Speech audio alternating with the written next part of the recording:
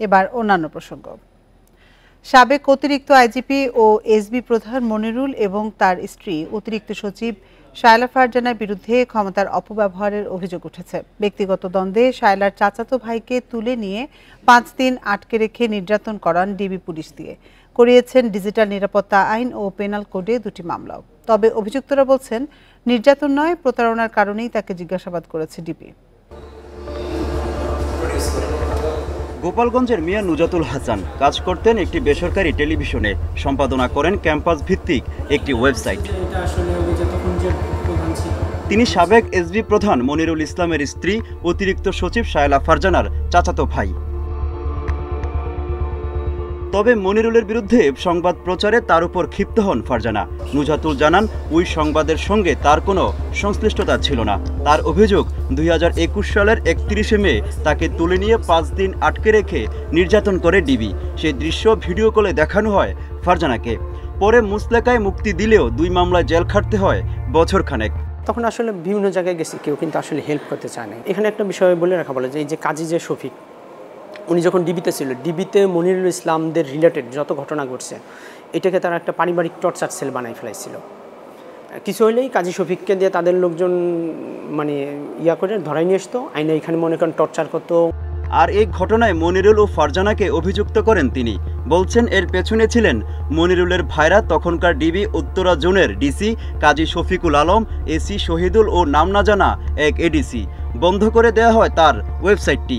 আমার একটা পত্রিকা ছিল স্টুডেন্ট জার্নালের অফিসে, ডিবি নিয়া মনির ইসলামের যে আপন শ্যালক রেজাউল আলম শাহিন উনি সহ এবং স্থানীয় আরও কিছু লোকজন নিয়ে যায়, যাই মনে করেন আমার স্টুডেন্ট জার্নালের অফিসে পুরা করে এবং ওইখানে কম্পিউটার কাগজপত্র সব তছনছ করে ওগুলো নিয়ে আসে। এই ঘটনায় মানবাধিকার কমিশনে অভিযোগ করেন নুজাতুল। পরে তদন্তের দায়িত্ব দেওয়া হয় জননিরাপত্তা বিভাগকে। নুজাতুলের দাবি, তাকে না ডেকেই অভিযুক্তদের নির্দোষ বলে প্রতিবেদন দেয় তদন্ত কমিটি। যখন ডাকা হলো তিনি নিজে না এসে ইমেল মাধ্যমে জবাব দিলেন এবং তারপরে যখন ডাকা হয়েছে তিনি আসেননি।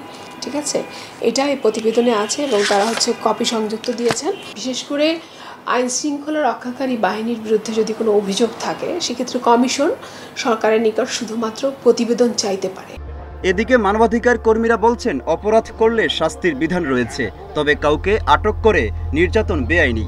এই ধরনের নির্মম নির্যাতন এবং একই সাথে আইনের বরখেলাপ এবং যেই আইনটা ব্যবহারই অপব্যবহার, ডিজিটাল নিরাপত্তা আইন যেটা বাতিল হয়েছে, সেই আইনটা ব্যবহার করাটাই আসলে একটা অপরাধমূলক কর্মকাণ্ড।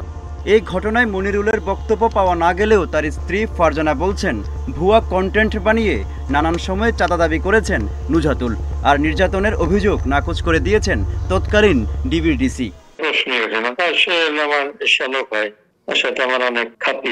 আমাদেরকে সামনে রেখে সে নানান রকম প্রতারণা করতো, কখনো ধরা পড়ে নাই। ও তখন কেএসআর এর বিরুদ্ধে লাগে, তো কেএসআর এর বিরুদ্ধে যখন লেগেছে তখন ওর বিরুদ্ধে যখন তদন্তে সব আসতে সে ধরা পড়ে গেল পুলিশের হাতে এবং সে তার জীবনটা এলোমেলো হয়ে গেল। এটার জন্য সে আমাদেরকে দায়ী করছে। এদিকে নানান ধরনের হুমকির মুখে এখনও আত্মগোপনে রয়েছেন নুজাতুল।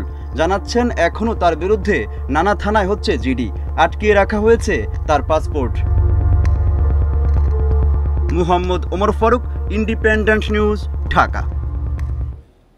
সাবেক খাদ্যমন্ত্রী সাধন চন্দ্র মজুমদারের একের পর এক দুর্নীতির তথ্যে বিস্মিত খোদ দুর্নীতি দমন কমিশনের অনুসন্ধানকারীরা। আওয়ামী লীগ সরকারের 15 বছরে সাধনের সম্পদ বেড়েছে 6,350%। এছাড়া নামে বেনামে রয়েছে আরও অনেক স্থাবর অস্থাবর সম্পদ। অবৈধ সম্পদ অর্জনের অভিযোগে শিগগিরই মামলা করতে যাচ্ছে দুদক।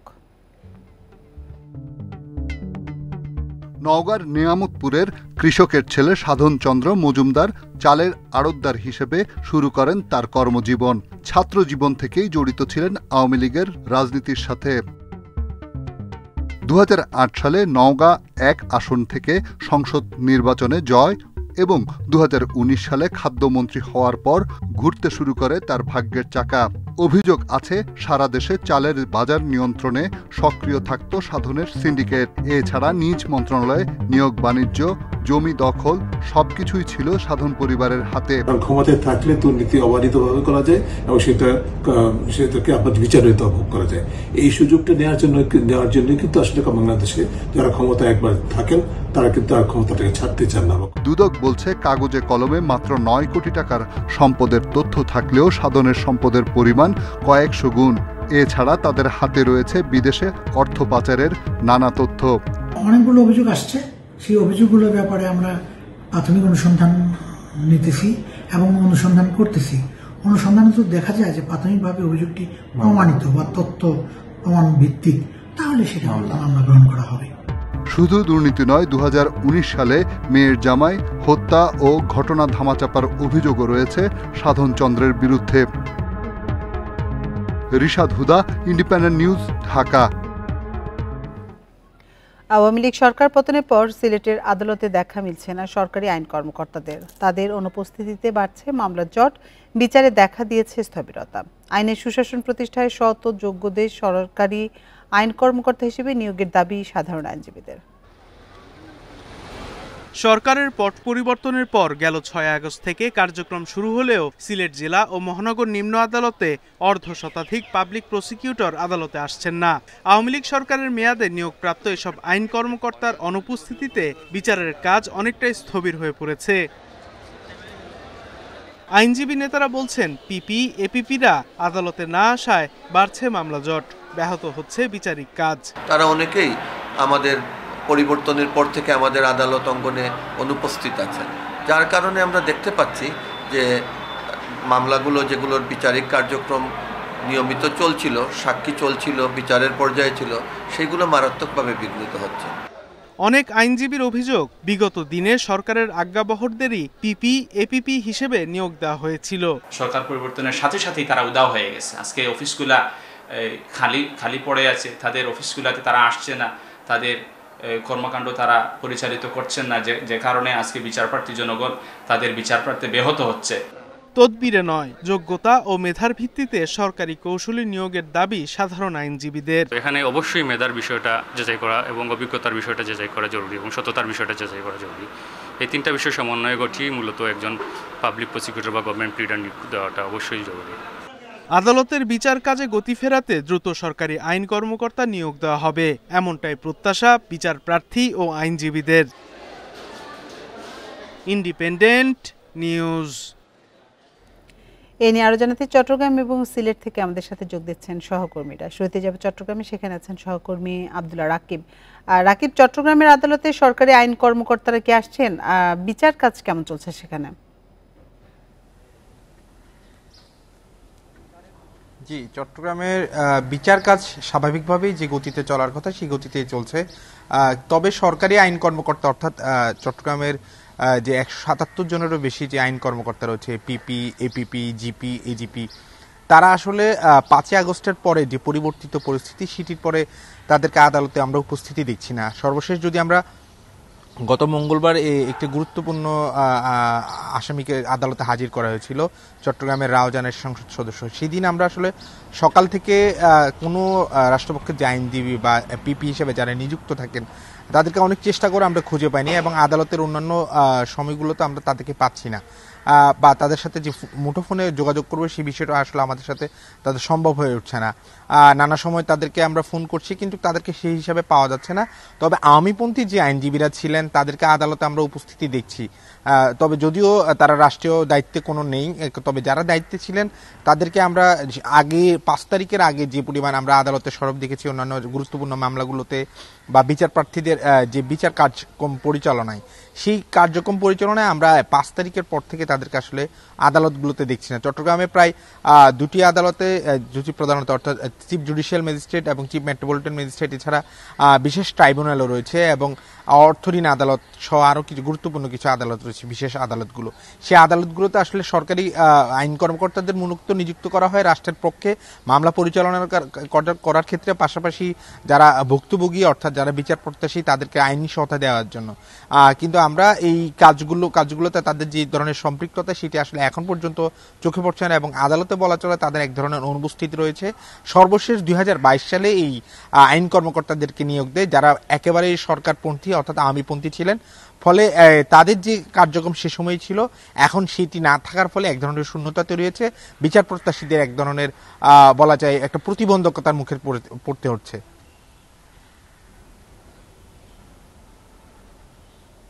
রাকিব, আপনি সাথে থাকুন। এবার আমরা যেতে চাই সিলেটে, সেখানে আছেন সহকর্মী রানা মজুমদার। রানা, আমরা আপনার প্রতিবেদনে দেখছিলাম যে কোর্টে এপিপিরা আসছেন না, তো এই সংকট কাটাতে আসলে কোনো উদ্যোগ নেওয়া হয়েছে কিনা?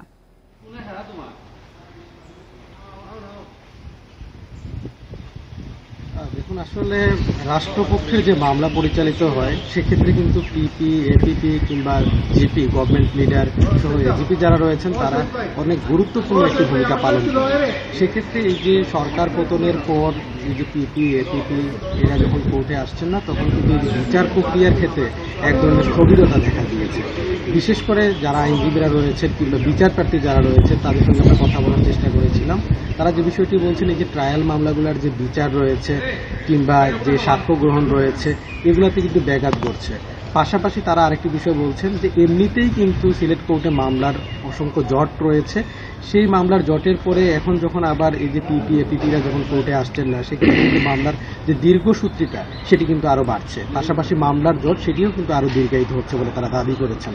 এবং তারা বলছেন যে এমনটি হওয়ার পেছনে একটি কারণ, সেটি হচ্ছে বিগত সরকারের আমলে যাদেরকে নিয়োগ দেওয়া হয়েছিল তাদের বেশিরভাগই ছিলেন সরকারপন্থী, আওয়ামী লীগের পারপাস যারা সার্ভ করতে পারবেন তাদেরকেই মূলত এই ধরনের গুরুত্বপূর্ণ রাষ্ট্রীয় দায়িত্বে তাদেরকে নিয়োগ দেওয়া হয়েছিল। এই কারণে সরকার পতনের পর তারা কিন্তু আবার আত্মগোপনে চলে গেছে। পাশাপাশি আমরা এখানকার যারা আইনজীবী রয়েছেন তাদের সঙ্গে কথা বলে জানতে পেরেছি যে বেশ কয়েকজন পিপি, এপিপি তাদের নামে কিন্তু কোর্টে মামলাও হয়েছে, রাজনৈতিক যে মামলাগুলো সেটি। পাশাপাশি তারা বলছেন যে এই যে আগে গত সরকারের আমলে যে নিয়োগগুলো দেওয়া হয়েছিল সেক্ষেত্রে সততা, মেধা কিংবা যাদের যে প্র্যাকটিস অফ ল্যান্ড এগুলো কিন্তু আসলে মোটেও বিবেচনায় নেওয়া হয়নি। মূলত তদবির কিংবা আওয়ামী লীগের প্রতি যারা আইনজীবী ছিলেন তাদেরকেই এই সকল পদে তাদেরকে নিয়োগ দেওয়া হয়েছে। তো সেক্ষেত্রে এই যে এমন একটি পরিস্থিতি তৈরি হলো, এই পরিস্থিতির কারণে বিচার প্রার্থী সহ কোর্টের যে কার্যক্রম সেখানে কিন্তু এক ধরনের স্থবিরতা বিরাজ করছে। তো যারা সাধারণ আইনজীবী যারা রয়েছেন তারা বলছেন যে এই যে পরিস্থিতি সেটি কাটিয়ে ওঠার জন্য দ্রুত পিপি, এপিপিদের যাতে নিয়োগ দেওয়া হয়, অর্থাৎ সরকারি পরিচালিতদের যাতে নিয়োগ দেওয়া হয়। এবং সংশ্লিষ্ট বিভিন্ন সূত্র থেকে আমরা জানতে পেরেছি যে ইতিমধ্যে বিএনপি এবং জামাত থেকে তারা কিন্তু তাদের আইনজীবীদের লিস্ট অলরেডি সংশ্লিষ্ট যে দপ্তর রয়েছে সেখানে পাঠিয়েছেন। অর্থাৎ আমরা আশা করতে পারি হয়তো দ্রুতই পিপি, এপিপি কিংবা জিপি তাদেরকে নিয়োগ দেওয়া হবে সিলেট কোর্টে। সিলেট থেকেই ছিল আমার কাছে। চট্টগ্রাম এবং সিলেট থেকে জানাচ্ছিলেন আমাদের সহকর্মীরা। এবছর আগস্ট সেপ্টেম্বরে বৃষ্টি হয়েছে স্বাভাবিকের থেকে গড়ে 64% বেশি। লানিনার প্রভাবে বঙ্গোপসাগর চরম ভাবাপন্ন ছিল, ফলে বাতাসে জলীয় বাষ্পের মাত্রা বেড়েছে। এবার মৌসুমি বায়ুর সক্রিয়তা কিছুটা অস্বাভাবিক হওয়ার কারণে সারা দেশে বৃষ্টির তারতম্য ঘটেছে বলছে আবহাওয়া অধিদপ্তর। মধ্য আশ্বিনেও নতুন মেঘের আনাগোনা, শরতের শেষ দিকেও যেন বর্ষা ছেয়ে বসেছে। ঋতু অনুযায়ী জুন জুলাই সবচেয়ে বেশি বৃষ্টি হয়, কিন্তু এবছর সে সময় এল নিনোর প্রভাবে তীব্র তাপদাহ ছিল। জুনে সারা দেশে বৃষ্টি হয় 459 মিলিমিটার, যা স্বাভাবিকের চেয়ে 9 ভাগ কম। আবার জুলাই সারা দেশে বৃষ্টি কম হয়েছে 17.5 ভাগ। তবে আগস্টে গড়ে 420 মিলিমিটার বৃষ্টি হয়, যা ছিল স্বাভাবিকের চেয়ে 46 ভাগ বেশি। সেপ্টেম্বরেও এখন পর্যন্ত গড়ে 18 ভাগ বেশি বৃষ্টি হয়েছে। আবহাওয়াবিদরা বলছেন লানিনোর প্রভাবে বঙ্গোপসাগরে পূবালি বাতাসের তীব্রতা বেশি। বাংলাদেশের দক্ষিণ পূর্বাঞ্চলে সারি সারি মেঘমালা তৈরি হয়ে যেহেতু উত্তর পূর্ব পশ্চিমাঞ্চলে ধাবিত হয়, সেই কারণে এই মেঘমালা সারা বাংলাদেশে বৃষ্টিপাত ঘটিয়েছে। এই গত স্পেলটা যেটা হয়েছে তার সাথেও আপনার লানিনা কন্ডিশন এবং স্থানীয়ভাবে মৌসুমী বায়ুর সক্রিয়তাকে টেলিকানেক্টেড করা যায়। এ মৌসুমে সাগরে বেশি জলীয় বাষ্প সৃষ্টি হওয়ায় স্বাভাবিক বৃষ্টির তারতম্য ঘটেছে। আবহাওয়া অধিদপ্তর বলছে সিলেট, চট্টগ্রামের পাশাপাশি খুলনা, বরিশাল ও ঢাকা বিভাগে অতি ভারী বৃষ্টির প্রবণতা আগের চেয়ে বেড়েছে। আমাদের বাংলাদেশের সবচেয়ে হাইয়েস্ট রেইনফল অকারিং জোন হলো সিলেট, তারপরে সেকেন্ড হলো চট্টগ্রাম। খুলনায় সবসময় কম থাকতো মনসুন পিরিয়ডে। ইদানিং পরিলক্ষিত হয়েছে যে বরিশাল এবং খুলনা বিভাগেও ঢাকাতেও এই ভারী বৃষ্টিপাতের প্রবণতা রিসেন্ট ইয়ার্সে স্বল্প সময়ে অধিক বৃষ্টিপাতের প্রবণতা বৃদ্ধি পেয়েছে। শনিবার থেকে সারা দেশে বৃষ্টি কমতে পারে, তবে অক্টোবরের শুরুর দিকে আবারও ভারী বৃষ্টির পূর্বাভাস দিয়েছে আবহাওয়া অধিদপ্তর। Shahriar Anirban, independent News, Dhaka. টানা বৃষ্টি উজানের ঢলে তিস্তার পানি বাড়ছে, দেখা দিয়েছে বন্যার শঙ্কা। এ নিয়ে জানাতে লালমনিরহাট ও চাঁপাইনবাবগঞ্জ থেকে আমাদের সাথে যোগ দিচ্ছেন সহকর্মীরা। শুরুতে যাচ্ছি লালমনিরহাটে, সেখানে আছেন সহকর্মী মাজারুল ইসলাম। মাজার, আজকে লালমনিরহাটের পরিস্থিতি কেমন দেখছেন? সেখানে তো টানা বৃষ্টি হচ্ছে, তো বন্যার শঙ্কা আছে কিনা? হ্যাঁ, আপনি ঠিকই বলেছেন। যেহেতু আমাদের সারা দেশের মতো লালমনিরহাট সহ বৃহত্তর রংপুরে গত 3 দিন ধরে টানা বর্ষণ দেখা দিয়েছে এবং উজান থেকে যে তিস্তা নদীর পানি যে ধেয়ে আসছে এবং পাশাপাশি যে তিস্তা নদীর পানির পাশাপাশি যে গত 3 দিন ধরে যে বৃষ্টি অব্যাহত রয়েছে, এই অব্যাহত বৃষ্টিপাতের কারণে যে পানি অব্যাহত হওয়ার কারণে আমাদের তিস্তা সহ ছোট নদ নদীগুলো কিন্তু ইতিমধ্যে মানে পানি বৃদ্ধি পাচ্ছে। এই তিস্তা নদী বৃদ্ধি পাওয়ার কারণে কিন্তু লালমনিরহাটের যে তিস্তা নদীর যে তীরবর্তী অঞ্চলগুলো রয়েছে এবং চরাঞ্চল রয়েছে, এই সমস্ত এলাকার বেশ কিছু নিম্নাঞ্চল প্লাবিত হচ্ছে এবং পানি উন্নয়ন বোর্ড থেকে বলা হচ্ছে যদি এই পানি যদি অব্যাহত থাকে এবং উজান থেকে পানিতে ধেয়ে আসে, তাহলে কিন্তু এ ভয়াবহ রূপ ধারণ করতে পারে বলে জেলা পানি উন্নয়ন বোর্ড বলেছে। এবং আমি যদি একটু দেখাই যে আমাদের এটা হচ্ছে তিস্তা নদী, এটা হচ্ছে তিস্তা নদীর যে গত 2-3 দিন আগেও কিন্তু এইখানে ধুধু বালুচরে পরিণত ছিল এবং গত 3 দিন পর থেকে এই তিস্তা নদীর পানি বৃদ্ধি পেয়ে এখন পর্যন্ত তিস্তা নদীর বিপদসীমার 15 সেন্টিমিটার নিচে রয়েছে এবং বর্তমানে আমি যেখানে রয়েছি এটা হচ্ছে তিস্তা নদীর রংপুরের কাউনিয়া পয়েন্ট এবং এখানে 14 সেন্টিমিটার বিপদসীমার নিচে রয়েছে। আর এই তিস্তা নদীর পানি বৃদ্ধির ফলে কিন্তু আমাদের চরাঞ্চলে যে বেশ কিছু সবজি চাষাবাদ করেছিল তিস্তা নদী চরাঞ্চলের যারা মানুষ রয়েছে এবং তীরবর্তী এলাকার যে মানুষ রয়েছে এবং তারা কিন্তু রোপা আমন চাষ করেছিল এবং এই সমস্ত যদি পানি বৃদ্ধি থেকে বৃদ্ধি পেতে থাকে তাহলে কিন্তু আবাদি ফসলের ব্যাপক ক্ষয়ক্ষতির আশঙ্কা রয়েছে। এবং জেলা প্রশাসনের পক্ষ হতে বলা হচ্ছে যে আমাদের ইতিমধ্যে তারা বিভিন্ন জনপ্রতিনিধি যারা রয়েছেন তাদেরকেও সতর্ক অবস্থায় রাখা হয়েছে। এই ছিল আমার কাছে সর্বশেষ। মাজারুল, আপনি সাথেই থাকুন। এবার আমরা যেতে চাই চাঁপাইনবাবগঞ্জে, সেখানে আছেন আমাদের সহকর্মী ফয়সাল মাহমুদ। ফয়সাল, আমরা লালমনিরহাটের পরিস্থিতি শুনছিলাম, চাঁপাইনবাবগঞ্জের আবহাওয়া পরিস্থিতি কেমন দেখছেন? সেখানে এখন বৃষ্টি হচ্ছে কিনা সব মিলিয়ে আমাদের জানাবেন।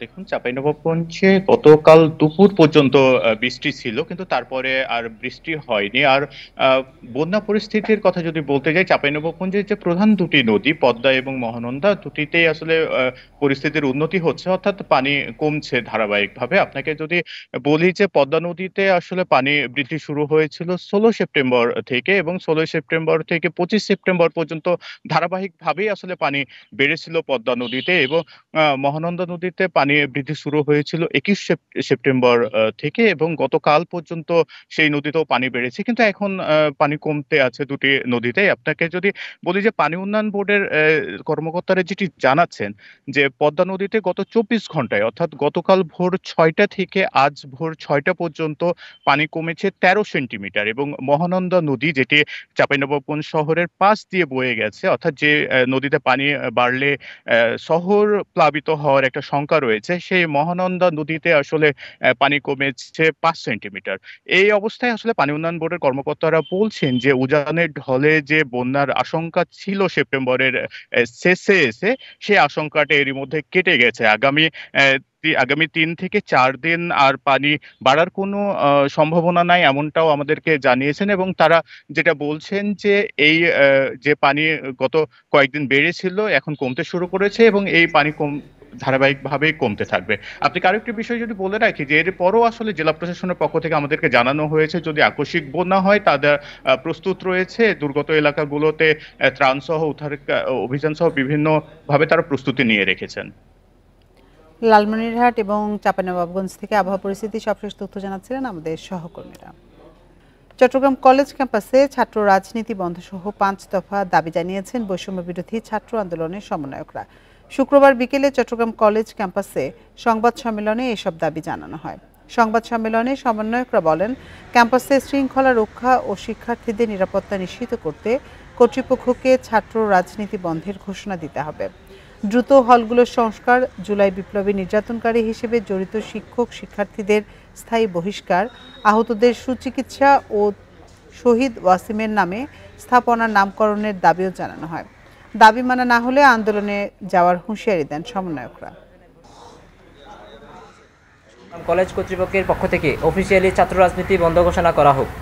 2. শহীদ ওয়াসিমের নামের নামকরণ। শহীদ ওয়াসিমের নামে কলেজের কোনো বিশেষ স্থাপনার নামকরণ এবং তার পরিবারের পুনর্বাসনে কলেজ প্রশাসনের ভূমিকা রাখা, আমাদের নিরাপত্তা নিশ্চিত করতে এবং ছাত্র রাজনীতি বন্ধের জন্য কঠোর পদক্ষেপ গ্রহণের অনুরোধ জানাচ্ছি। গত মাসের চেয়ে চলতি মাসে চট্টগ্রামে ডেঙ্গু রোগী বেড়েছে 3 গুণের বেশি। মহানগরীর কোতোয়ালি, বাকলিয়া ও বায়েজিদ এলাকাকে সংক্রমণের হটস্পট হিসেবে চিহ্নিত করা হয়েছে। প্রতিরোধে এসব স্পট ঘিরে বিশেষ ব্যবস্থা নেওয়ার পরামর্শ বিশেষজ্ঞদের। সরকারি হিসেবে আগস্টে চট্টগ্রামে ডেঙ্গু রোগীর সংখ্যা ছিল 202 জন। এ মাসে এখন পর্যন্ত সে সংখ্যা 650 ছাড়িয়েছে। বেড়েছে ডেঙ্গুতে প্রাণহানিও। এবছর জেলায় ডেঙ্গুতে মৃত 13 জনের 8 জনই মারা গেছেন সেপ্টেম্বরে। বিশেষজ্ঞরা বলছেন, এ মাসে চট্টগ্রাম সিটি কর্পোরেশনের কোতোয়ালি, বাকলিয়া ও বায়েজিদ থানা এলাকা হটস্পট হিসেবে চিহ্নিত হয়েছে। এ মাসে ওই 3 থানাতেই ডেঙ্গু আক্রান্ত হয়েছে 137 জন। ডেঙ্গুর সংক্রমণ রোধে এখনই হটস্পট ঘিরে 3 ধরনের কার্যক্রম চালানোর পরামর্শ বিশেষজ্ঞদের, যার মধ্যে রয়েছে উড়ন্ত মশা নিধন, লার্ভা ও মশার উৎপত্তিস্থল ধ্বংস করা। হটস্পট ম্যানেজমেন্ট হলো যেই বাড়িতে ডেঙ্গু রোগী আছে বা যেই বাড়ি থেকে ডেঙ্গু রোগীটি হয়েছে সেইটাকে কেন্দ্র করে 200 মিটার পেরিফেরি ধরে সেইখানে ফগিং করে উড়ন্ত মশাগুলোকে মেরে দিতে হবে। নিশ্চিত করতে হবে যেন ওই বাড়ির আশপাশে কোনো উড়ন্ত মশা না থাকে। এখন আমি যদি জ্বর নিয়ে বাসায় বসে থাকি, রোগী জানা না যে তার ডেঙ্গু হয়ে গেছে, সে যদি সাথে সাথে ডাক্তারের শরণাপন্ন হয় এবং যদি প্লাটলেট কাউন্ট এবং ডেঙ্গু NS1 টেস্টটা যদি করতে পারত, তাহলে সে বুঝতে পারত তার ডেঙ্গু হয়েছে। সিটি কর্পোরেশন বলছে, ছাত্র জনতার আন্দোলনের সময় ক্ষতিগ্রস্ত হয়েছে বিভিন্ন অবকাঠামো। এরপরও মশক নিধন সহ সব সেবা দেওয়ার চেষ্টায় তারা। 5ই আগস্টে সময়ে আপনার অনেকগুলা কাউন্সিল অফিস ক্ষতিগ্রস্ত হয়েছে এবং এগুলো অলমোস্ট সবগুলাই কোনো না কোনোভাবে ক্ষতিগ্রস্ত হয়েছে, কিন্তু কয়েকটি হচ্ছে একদম শুধুতে দেওয়াল ছাড়া আর কিছু নাই। আমরা এগুলোই এখন আবার কনস্ট্রাকশনের কাজগুলো করছি। ডেঙ্গু প্রতিরোধে সবাইকে সচেতন হওয়ার আহ্বান বিশেষজ্ঞদের। অনুপম শীল, ইন্ডিপেন্ডেন্ট নিউজ, চট্টগ্রাম। ডেঙ্গু পরিস্থিতি নিয়ে জানাতে রাজশাহী এবং বরিশাল থেকে যোগ দিচ্ছেন আমাদের সহকর্মীরা। শুরুতে যাচ্ছি রাজশাহীতে, সেখানে আছেন সহকর্মী মুস্তাফিজুর রহমান। মুস্তাফিজ, রাজশাহীতে আসলে ডেঙ্গু পরিস্থিতি কেমন দেখছেন? ডেঙ্গু পরিস্থিতি নিয়ন্ত্রণে প্রশাসনের পক্ষ থেকে কি ধরনের ব্যবস্থা নেওয়া হয়েছে?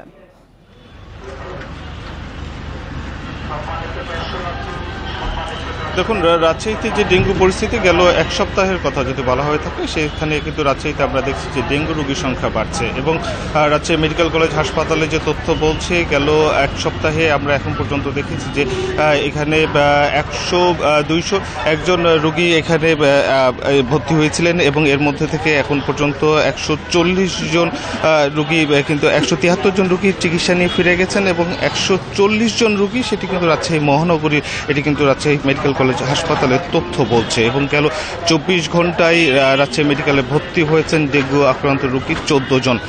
তো এখন পর্যন্ত যেহেতু ডেঙ্গু রোগীর সংখ্যা বাড়ছে এবং রাজশাহী মেডিকেল কলেজ কর্তৃপক্ষ কিন্তু বলছেন যে তাদের চিকিৎসা দেওয়ার জন্য তাদের যে স্পেশাল একটি টিম রয়েছে সেটিকে কিন্তু তাদের প্রস্তুত রেখেছেন। সেই সাথে 31 নম্বর ওয়ার্ডকে ডেঙ্গু স্পেশালাইজড ওয়ার্ড হিসেবে তারা ঘোষণা করেছেন। এটি রাজশাহী মেডিকেল কলেজ হাসপাতাল কর্তৃপক্ষের ব্যবস্থা নেওয়া, অর্থাৎ চিকিৎসা সংক্রান্ত ক্ষেত্রে তাদের এই প্রস্তুতি রয়েছে। সেই সাথে এই ডেঙ্গু মশা বা লার্ভা নিধনের যে প্রসঙ্গ, অর্থাৎ সিটি কর্পোরেশনের যে ভূমিকা, এখন সিটি কর্পোরেশনের যে অবস্থা, গেল 5 তারিখের যখন গণঅভ্যুত্থানের পরেই থেকে রাজশাহী নগরীর যে 30টি ওয়ার্ডের মধ্যে 26টি ছিল আওয়ামী লীগ মনোনীত কাউন্সিলর, তারা কিন্তু প্রত্যেকেই আত্মগোপনে ছিলেন এবং সম্প্রতি যখন কাউন্সিলরদের অপসারণ করা হয়েছে, অপসারণের যে সিদ্ধান্ত, যার ফলে এখন বলা যেতে পারে রাজশাহী সিটি কর্পোরেশনের যে ওয়ার্ড কাউন্সিলরের যে যত জনপ্রতিনিধিরা ছিলেন তারা কিন্তু প্রত্যেকেই একটা শূন্যতা দেখা দিয়েছে, যার ফলে এখানে যারা কর্মীরা ছিলেন, বিশেষ করে ওয়ার্ড পর্যায়ে যে পরিচ্ছন্নতা কর্মীরা ছিলেন, তাদের পেশাদারিত্ব বা তাদের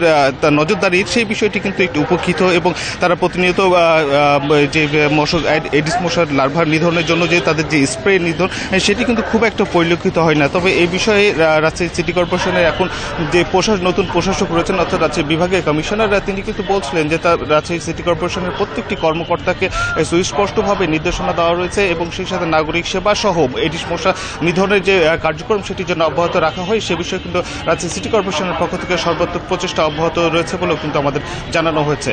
এই ছিল রাজশাহী সিটি কর্পোরেশন থেকে সর্বশেষ। মোস্তাফিজ, আপনি সাথেই থাকুন। এবার আমরা বরিশালে যাব, সেখানে আছেন আমাদের সহকর্মী আলামিন। আলামিন, আমরা রাজশাহী ডেঙ্গু পরিস্থিতি নিয়ে শুনছিলাম, বরিশালের পরিস্থিতি কেমন দেখছেন? সেখানে হাসপাতালে এই মুহূর্তে কত রোগী ভর্তি আছে?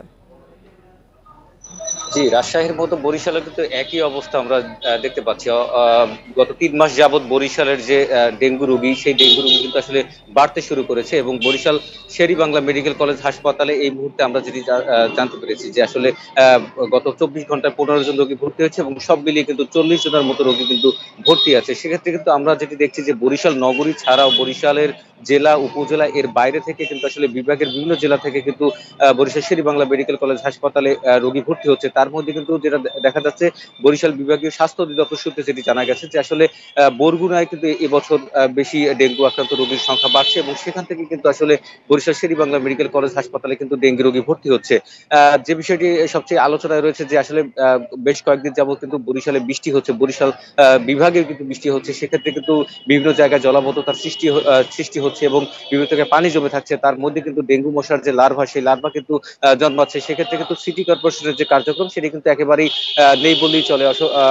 যে বিষয়গুলো হচ্ছে যে বর্ধিত এলাকা যেগুলো রয়েছে, সেই বর্ধিত এলাকায় কিন্তু আসলে যে রোগীর চাপ সেটি কিন্তু বাড়ছে এবং নগরীতে কিন্তু বর্ধিত এলাকায় সাধারণ মানুষ আক্রান্ত হচ্ছেন বেশি এবং বরিশাল শের-ই-বাংলা মেডিকেল কলেজ হাসপাতালে তারা ভর্তি হচ্ছেন এবং বরিশাল শের-ই-বাংলা মেডিকেল কলেজ হাসপাতালের পরিচালক যেটি জানিয়েছেন যে আসলে যারা ভর্তি হচ্ছেন তাদেরকে যে সার্বিক যে চিকিৎসা এবং ওষুধপত্রাদি যেগুলো দেওয়ার কথা সেগুলো কিন্তু তারা প্রয়োজনীয় ব্যবস্থা রেখেছে।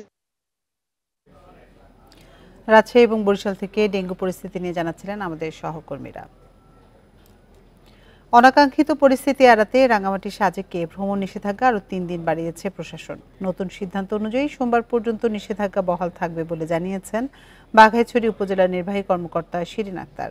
এর আগে মঙ্গলবার সকালে রাঙামাটিতে আইন শৃঙ্খলা সভায় বুধবার থেকে শুক্রবার পর্যন্ত 3 দিনের ভ্রমণ নিষেধাজ্ঞার সিদ্ধান্ত হয়েছিল।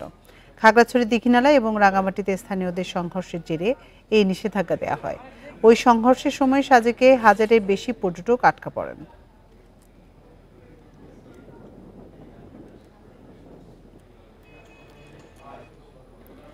মিয়ানমারে অস্থিরতায় ডিসেম্বর থেকে বন্ধ টেকনাফ সেন্ট মার্টিন রুটে পর্যটক জাহাজ চলাচল। এতে এই দ্বীপ ঘিরে পর্যটন ব্যবসায় নেমেছে ধস। লোকসান থেকে বাঁচতে অক্টোবর থেকে পুরোদমে চলাচল শুরুর দাবি ব্যবসায়ীদের। তবে কবে নাগাদ নৌরুটটি খুলবে বলতে পারছে না প্রশাসন। নীল জলরাশির মাঝে প্রকৃতির অপরূপ নৈসর্গিক রূপ নিয়ে প্রবাল দ্বীপ সেন্ট মার্টিন বাংলাদেশের পর্যটনের অন্যতম জনপ্রিয় গন্তব্য। মিয়ানমারে সংঘাতের জেরে গেল ডিসেম্বর থেকে এই দ্বীপে পর্যটক নিয়ে জাহাজ চলাচল বন্ধ রয়েছে। এর আগে টেকনাফ থেকে সেন্ট মার্টিন নৌ রুটে প্রতিদিন চলত 8টি জাহাজ। দিনে যাতায়াত ছিল গড়ে 3 থেকে 4000 পর্যটকের। বিকল্প আরেকটি রুট হিসেবে ইনানির নৌবাহিনীর জেটি ঘাট থেকে ছেড়ে যেত 2টি জাহাজ, তাও বন্ধ হয়ে যায় কয়েক মাস পরেই। এদের অভ্যন্তরীণ কারণে আমাদের টেকনাফ সেন্ট মার্টিন রুটটা একটু এখনো অনিশ্চিত। আমরা তবুও আশা রাখবো যাতে এটা পরিস্থিতি স্বাভাবিক হওয়ার সাথে সাথে যাতে টেকনাফ থেকে চালু করে দেয়। একদিকে প্রতিবেশী দেশের সংঘাতের কারণে নেতিবাচক প্রভাব পড়েছে এই দ্বীপ ঘিরে পর্যটনের, অন্যদিকে সেন্ট মার্টিন নিয়ে বিভিন্ন মহলে বিভ্রান্তিকর তথ্য ছড়ানো হচ্ছে। এতে উদ্বেগের কারণ হয়ে উঠেছে সংশ্লিষ্টদের। ব্যাপারটা এমন যে বাংলাদেশে একমাত্র প্রবাল দ্বীপ এবং এখানে সবাই যেতে ইচ্ছুক। আমরা দেখতে পাচ্ছি সোশ্যাল মিডিয়া সহ বিভিন্ন মাধ্যমে কিছু বিভ্রান্তিমূলক তথ্য যেগুলো আগেও ছড়িয়েছে, এখনও আবার এগুলোর পুনরাবৃত্তি হচ্ছে। আমরা চাই ওদিকে না গিয়ে যাতে পর্যটকদেরকে সুস্থভাবে সুন্দরভাবে সেন্ট মার্টিন ঘুরিয়ে এনে বাংলাদেশের রাজস্বকে কিভাবে বৃদ্ধি করা যায়। কবে নাগাদ খুলতে পারে দ্বীপটিতে পর্যটক যাওয়ার নৌ রুট জানতে চাইলে কথা এড়িয়ে যান প্রশাসক। ট্যুর অপারেটরস অ্যাসোসিয়েশনের হিসেবে প্রতি বছর অক্টোবর থেকে জানুয়ারি পর্যন্ত 4 মাসে সেন্ট মার্টিন বেড়াতে যান অন্তত 3 লাখ পর্যটক, আর এই খাতে আয় প্রায় 1000 কোটি টাকা। তৌফিকুল ইসলাম, ইন্ডিপেন্ডেন্ট নিউজ, কক্সবাজার। এ নিয়ে আরো জানাতে আমাদের সাথে যোগ দিচ্ছেন সহকর্মী তৌফিকুল ইসলাম। তৌফিক, আমরা জানি যে মিয়ানমারে বিদ্রোহী গোষ্ঠীর সঙ্গে জান্তার সংঘাত চলছে, তো সেন্ট মার্টিনে পর্যটন এই মুহূর্তে কতটা নিরাপদ?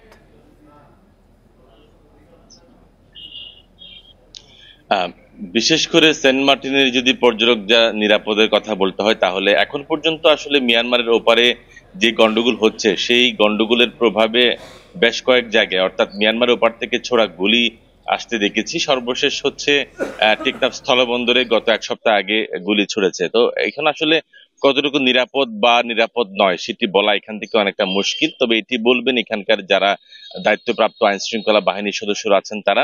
তবে এখন পর্যন্ত আমি এখানকার যারা ব্যবসায়ীরা আছেন, যারা পর্যটন ব্যবসার সাথে সংশ্লিষ্ট আছেন, তারা বলছেন যেহেতু পর্যটন মৌসুম শুরু হয়ে গেছে, টেকনাফ থেকে অনেকটা জাহাজ চলাচল গত 1 মাস বন্ধ ছিল গত বছরের, সেই জাহাজ চলাচল কিন্তু বন্ধ হয়ে যায়। সেখান থেকে 8টি জাহাজ চলাচল করতো টেকনাফের জেটি ঘাট থেকে সেন্ট মার্টিনের উদ্দেশ্যে।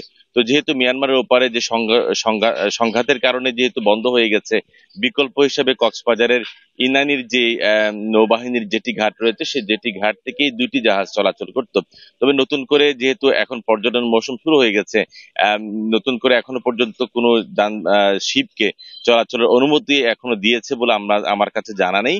তবে আমরা বিভিন্ন জায়গায় কথা বলেছি যারা এই সমস্ত যে জাহাজ পরিচালনা করেন, তারা বলছেন আগামী নভেম্বর থেকে যে নৌবাহিনীর জেটি ঘাট রয়েছে ইনানি থেকে, সেখান থেকে জাহাজ চলাচল করার সম্ভাবনা তারা দেখছেন। তবে একটা বিষয় বলে রাখি, যে সকল পর্যটক কক্সবাজারের ভ্রমণে আসেন তাদের হচ্ছে তারা এসেই সেন্ট মার্টিন দ্বীপে তারা যেতে চান। তো সেন্ট মার্টিন দ্বীপ নিয়ে অনেকে এখনো পর্যন্ত আমরা নানা ধরনের তথ্য পাচ্ছি। কেউ বলছেন সেন্ট মার্টিন গেলে নিবন্ধন করতে হবে, আবার অনেকেই বলছেন সেখানে রাত্রি যাপনের উপর অনেকটা নিষেধাজ্ঞার কথা বলছেন। তো সবকিছু মিলিয়ে আসলে এখানে যারা ব্যবসায়ীরা আছেন তারা বলছেন একেবারে আইন করে বা কঠোর করলে কিন্তু পর্যটক সেখানে যাবে না, আইন পর্যটকদের জন্য অনেকটা শিথিল করতে হবে বলে তারা আমাদেরকে বলছেন। তো সবশেষ হচ্ছে আসলে নভেম্বর থেকে কতটা জাহাজ চলাচল করবে সেন্ট মার্টিনের উদ্দেশ্যে সেটি অনুমতির উপর নির্ভর করছে। কক্সবাজার থেকে জানাচ্ছিলেন সহকর্মী তৌফিকুল ইসলাম। দেশেই প্রথম চাষ হচ্ছে গ্রীষ্মকালীন পেঁয়াজ। বগুড়া, ফরিদপুর সহ 9টি জেলায় বাণিজ্যিকভাবে শুরু হয়েছে আবাদ। নতুন এ জাত পেঁয়াজ চাষযোগ্য জমিতে আবাদ করা গেলে দেশের ঘাটতি মিটিয়ে 10 লাখ টন পেঁয়াজ রপ্তানি করা সম্ভব। বাড়ি পেঁয়াজ 5 2008 সালে বগুড়ায় মশলা গবেষণা কেন্দ্রের বিজ্ঞানীরা এটি উদ্ভাবন করলেও চারা উৎপাদন সমস্যার কারণে এতদিন বাণিজ্যিকভাবে চাষ করা যায়নি। তবে শেষ 5 বছরের চেষ্টায় চারা উৎপাদন সম্ভব হয়েছে। বগুড়া ও ফরিদপুর সহ 9টি জেলায় শুরু হয়েছে আবাদ। গ্রীষ্মকালে পেঁয়াজ করে অনেক লাভবান হচ্ছি। যে ভাইরা করবে আল্লাহতে সবাই লাভবান হবে। বাজার মূল্য ভালো, 80 থেকে 100 টাকা কেজি বিক্রি করছি। মশলা গবেষণা কেন্দ্রের বিজ্ঞানীরা জানান, শীতকালীন পেঁয়াজের গড় ফলন বিঘায় 60 মনের বিপরীতে গ্রীষ্মকালীন পেঁয়াজের ফলন হবে 100 মন। দেশে পেঁয়াজ চাষযোগ্য 15 লাখ বিঘা জমিতে গ্রীষ্মকালীন পেঁয়াজ আবাদ করা গেলে 6 লাখ টন ঘাটতি পূরণের পাশাপাশি রপ্তানি করা যাবে 10 লাখ টন। আমরা যদি সঠিকভাবে বাংলাদেশের বিভিন্ন জায়গায় যদি আমরা একটা সম্প্রসারিত করতে পারি, তাহলে আমাদের যে উৎপাদন যে ঘাটতি আমাদের 6 থেকে 10 লাখ টন, এটা আমরা পূরণ করতে পারবো এবং আমাদের এই ঘাটতি আমদানি করতে যে টাকা লাগে প্রায় 500 থেকে 1000 কোটি টাকা, এটা সাশ্রয় হবে। ক্যান্সার প্রতিরোধক লাভজনক এ ফসল চাষে কৃষকদের উদ্বুদ্ধ করতে কৃষি সম্প্রসারণ অধিদপ্তর সহ সরকারি বেসরকারি প্রতিষ্ঠানকে নিয়ে কাজ করতে চায় মশলা গবেষণা কেন্দ্র। গ্রীষ্মকালীন পেঁয়াজ বাড়ি পেঁয়াজ 5 লাল হওয়ার কারণে এখানে আপনার যে অ্যান্থোসায়ানিন আছে, এটা কিন্তু ক্যান্সার নিরাময়ে কিন্তু সাহায্য করে। আমাদের এই যে মশলা গবেষণার এই টিম, আমরা যে কোকোপিটে চারা উৎপাদন করার যে পদ্ধতিটা উদ্ভাবন করেছি, এটা যদি কৃষক পর্যায়ে ছড়াই দেওয়া যায় তাহলে আমাদের দেশে যে গ্রীষ্মকালীন পেঁয়াজের যে উৎপাদনের সম্ভাবনা এটা আরও অনেক বেশি হবে। দেশে প্রতি বছর কমপক্ষে 500 কোটি টাকার পেঁয়াজ আমদানি করতে হয়। Hasibur Rahman, independent news, Shibganj, Bogura. আর এই ছিল এখনকার সংবাদ। ইন্ডিপেন্ডেন্ট টেলিভিশনের সব খবরে বিস্তারিত জানতে চোখ রাখুন ফেসবুক, ইউটিউব এবং এক্সে। এতক্ষণ সাথে থাকার জন্য ধন্যবাদ সবাইকে।